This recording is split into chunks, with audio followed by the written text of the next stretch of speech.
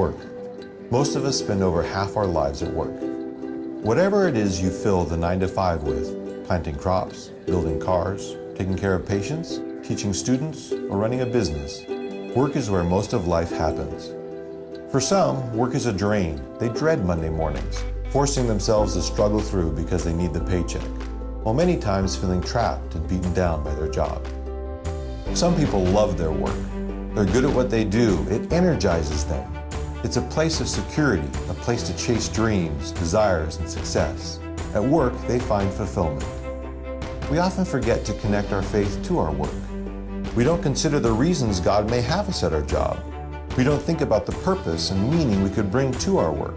We simply focus on how it makes us feel. But what if we saw our work as an opportunity to worship? As Christians, we are called to serve Christ with our lives. For a few, that means working as a pastor, a youth minister, or a missionary. Others serve the church by teaching children or singing in the choir. But when Sunday is over, most of us return to our jobs outside the church. For us, our mission is in the marketplace. We may not be the kind of missionary who moves to the far regions of Africa, but around the conference table, around the water cooler, around the cubicle, we have an opportunity to worship the God who created us. He gave us skill.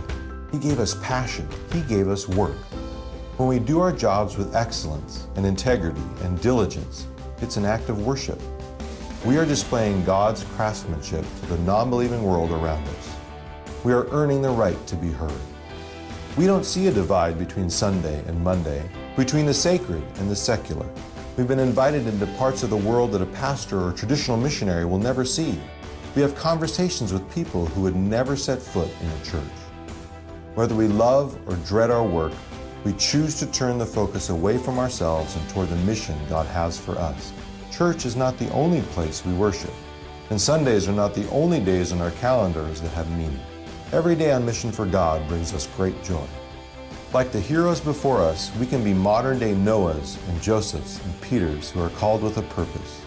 God has designed us. He created us to work and to worship. For us, work is worship.